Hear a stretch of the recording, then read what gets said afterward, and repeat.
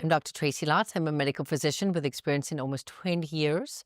I have emergency experience, urgent care experience, and currently specialize in women's health, hormones, and longevity. Some of the largest health issues that I see in women nowadays include things such as weight gain or inappropriate weight loss, hair loss, stress, and hormone changes. In different life stages, women have different impacts from hormones.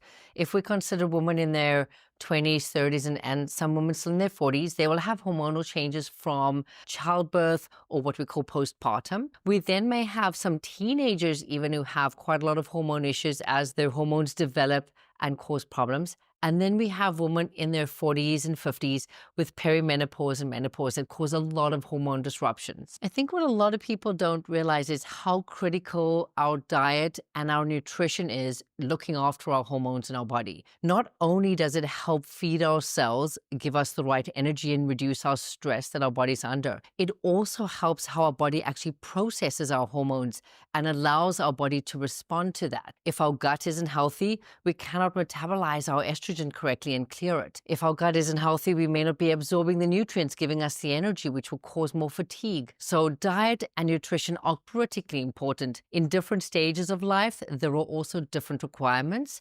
Women who are older will need a lot more protein to maintain their muscle density. Women who are younger don't necessarily need quite as much unless they're training a lot. There are lots of different health screenings women can do, and these will vary on the age that you are. So women who are younger, they may get more frequent screenings, usually every 2 to 3 years for things such as pap smears. We may be teaching them to learn about diabetic regulation, glucose, lipids, things such as that.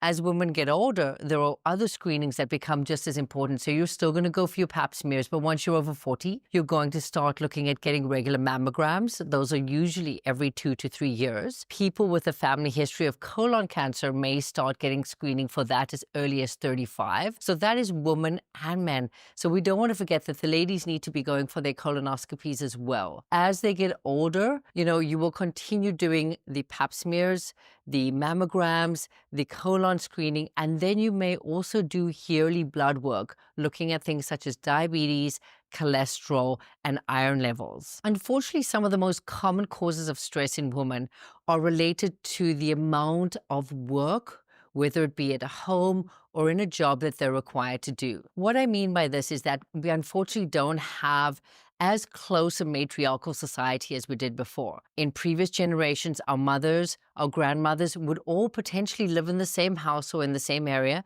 and they would all be supporting each other, taking on the daily activities. In today's world, there is a lot more pressure of women having to do this alone. They're raising kids without as much support. They're working a job. They may be required to work 2 or 3 jobs and be single parenting. This is a lot of stress on a woman and creates a lot of changes, not only to their hormones, but to their mental health, and causes their body to feel fatigued and exhausted all the time. Stress affects women slightly differently to men, and there are going to be lots of similarities, but when we consider stress in a woman, we consider how it will impact her day-to-day function. So what happens is she will start noticing she's getting more tired or have daytime fatigue. This may also cause her to feel more kind of heightened at night. Her mood will be a little bit irritable, and this is going to impact how well she sleeps. Now, if you can't sleep, that's going to snowball and essentially cause more stress in the body. It also may change how the woman feels with regards to her appetite.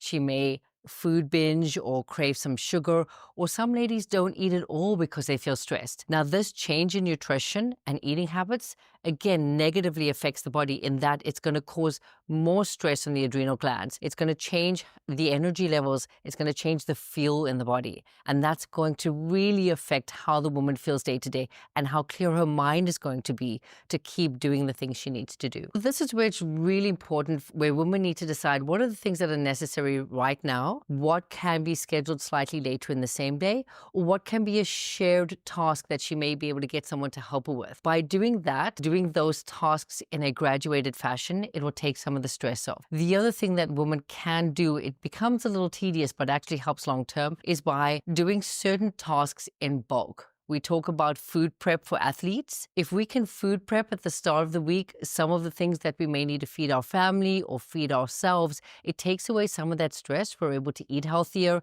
have it prepared, and know that we're not sitting there at 9 o'clock at night trying to do tomorrow morning's lunch boxes. The third thing that will occasionally help, especially for the moms, is having clothing potentially for their children. So this is a little trick that some people do. They pre-lay out the entire week's clothing in a little way that each day the child's clothing is right there. You pick it up, you put it on them, and then there's no more thinking about this. It doesn't take a lot more time. And each day, even you can teach the children, this is Wednesday's pile, this is Thursday's pile. And it takes a little bit of stress off of getting the clothes out and having to get the kid dressed and do those other things. Unfortunately, a lot of women battle with mental health challenges. We talk about depression, we talk about anxiety, and these things really negatively impact a person's physical health. I think one of the biggest things that we tend to see with mental health, the person themselves usually becomes less active. So when we're less active, we always say things in motion stay in motion and things at rest will stay at rest. So the less you do, whether it's because you're not feeling well enough to do it,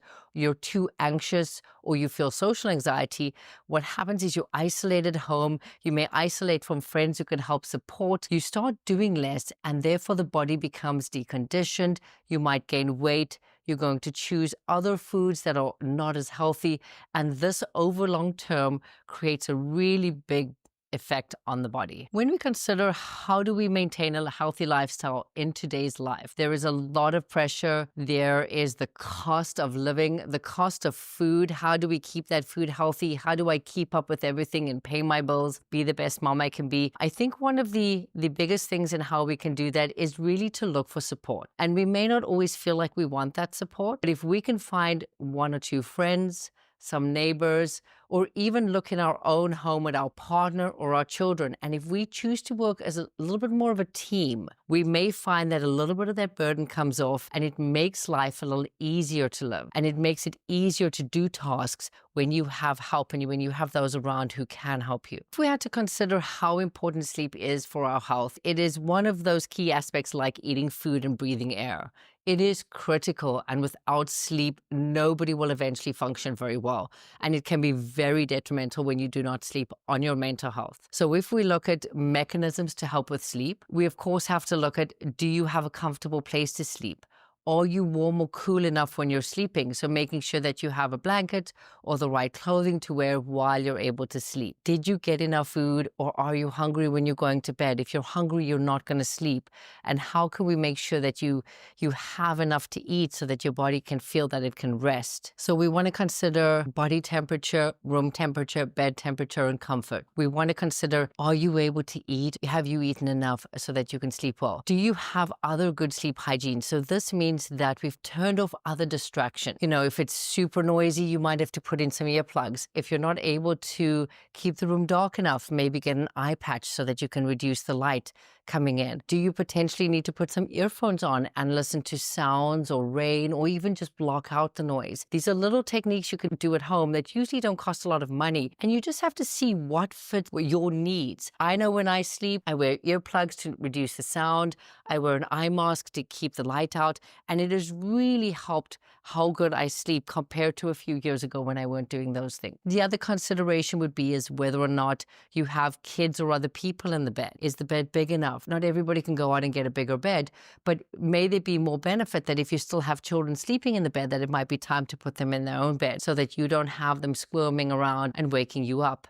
If you have a partner that rolls around a lot, do you consider putting a little pillow between the two of you? Not to create too much of a barrier, but just to reduce how much it might shake you and wake you during the middle of the night. We also want to consider really reducing electronics, reducing exposure to stimulating activities. So some people really don't do well if they're exercising right before bedtime. You don't want to watch necessarily a big action show or a super scary show just before bedtime. You want to reduce the electronics. You don't want to be scrolling. Those things really stimulate the brain and they disrupt your brain getting into that more calming state. So I guess be warm enough or cool enough. Ideally, you would want to be comfortable enough. So really trying to figure figure out that comfortable bed. Make sure that you have eaten if you're able to. If there is a lot of squirmy worms, whether it be your kids or an animal or a partner, really look at other ways to reduce that, and then really reduce the electronics, reduce the stimulation. And something that I can say that is really underrated is the effect of like horror shows and scary movies and things like that, especially if you have some mental health. Really avoid watching those kind of shows, especially before bedtime, but really at any time, to reduce the stress that it causes. Something else that is critically important, whether you're a man or a woman, I'm speaking about women here, so I'm going to give my opinion on women, really physical activity and exercise. And this is where people believe, I don't have the money to go to a gym, I don't have the time to go to a gym, I can't get a trainer,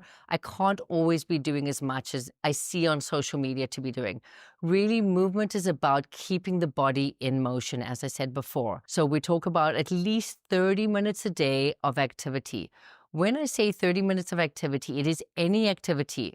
Walking, jogging, hiking, whatever you want to do, but it does have to raise the heart rate above about 100 to 110. You got to go above that. So the slow walk with the dog is really good for cardiovascular health, but it's not good for weight loss and metabolism. So we really want to focus on, if you only have a small amount of time, 30 minutes where your heart rate's going up to at least about 120. Ideally, 3 to 4 days of 30 minutes to 60 minutes of a mixture of some cardiovascular exercise and some weight training. As women age, the weight training is more and more important if we want to reduce things like osteoporosis and muscle wasting that tends to happen as we get older. This is very common in our perimenopausal group, where the estrogen drops, the muscles start reducing, and the bones need those muscles to stay strong. Exercise, movement, fresh air, those things are also critically important for mental health. And we know people, as I mentioned earlier, with anxiety, with depression, might isolate, might stay home, they don't move. Really, one of the things that will really help reduce how much that affects them day to day is by getting out or doing some activity, whether it be in nature, whether it be at a gym, even if it's at home, if they can even just get a stationary bike or stand on the spot and marching on the spot while they're watching a show. It can be done in any budget, and it will make a massive impact on how well our brain functions with day-to-day stress. Something that we often see patients battle with when they have mental health issues and challenges is isolation. And, when patients or people are isolated, it can be out of fear, it can be out of anxiety, it can be out of depression. It may be that they're so overwhelmed. And these are people where we want them to know that there is support out there for them, whether it be simply for them to get out and have a walk, see the neighbor, wave. The other option are things like going to an animal shelter. You can go and just spend time with animals if you're not comfortable speaking to people and hanging out with people. There might be organizations where you can volunteer some of your time. So even though you're feeling overwhelmed, you're able to go to a women's shelter and maybe be the support person for somebody else who is challenged just as much as you are. There are a lot of resources in the community where it doesn't always require you having to be happy-go-lucky and show up perfectly, but where you can just, by simply showing up, possibly change how you're feeling by either being there for somebody else, for a pet, for an animal, or even just a wave to a neighbor or an elderly person who might be alone as well and isolating as well. I think the one thing that we all know is that nobody's getting younger, unfortunately. And since we haven't found the fountain of youth, we need to talk about aging with better grace, or aging with more longevity, or aging stronger, aging younger. There's all these terms out there. The big, I think, aspect about aging with more health is how we need to focus. What are we eating? How are we moving? What is age appropriate? And what diseases can we prevent by being more cognizant right now about what we're doing day to day? How is the fuel that I'm putting in my body now impacting how well I'm going to age later? How is the exercise that I'm doing? So the more resistance training for myself as a woman in my 40s is critically important as I get to my 50s and 60s to try and help maintain my muscle mass and my bone mass. How reducing certain foods types, especially processed foods, processed meats, will reduce my risk of colon cancer. How eating non-inflammatory foods, so increasing leafy greens, having fresh foods, vegetables, foods that are not processed, how this is going to reduce not only colon cancer, but improve my mental health because I'm going to think clearly. It's going to help my energy levels. And this is going to allow me to feel my most virile and strong as I'm aging and allow myself to look after myself better. Something that we never think about, but all of us are exposed to this day to day, is the amount of negative stimulus in our life, whether it be from shows that we watch, even the news. The news has bad news more often than it has good news. We have horror movies and shows. It might be around Halloween time and we're going to go through these horror houses. Then we get negativity because our friends are always complaining about something. The teachers are complaining. We see that unions are striking. Everything in the world can be quite negative. And this does have a dramatic effect on how well we feel about ourselves.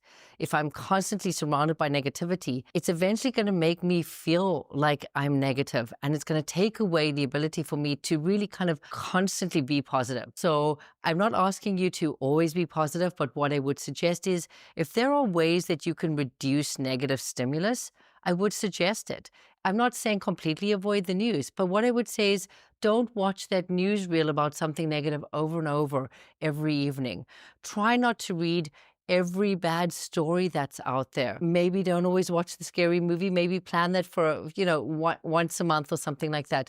But if we can reduce negative stimulus and we cannot focus on this negative energy, we're able to create a lighter, more positive natural self. And this helps us then achieve the other goals, such as getting out there and moving, choosing better foods, being more positive at home for our kids and our partners. So if there are women out there going through hard times, and hard times may be financial hard times, they may be emotional hard times, mental health, they may be physically with your health, you may be battling cancer or illness, you may be in a situation of danger with a spouse or with your children or with somebody around you. Know that there are resources around you. Whether you come to the doctor's office and ask us for help, whether you go to a shelter or any other community access areas, reach out. Even if it's to a neighbor, even if it's to a worker somewhere, and ask for help so that we can be there for you in a way that will help you stay healthier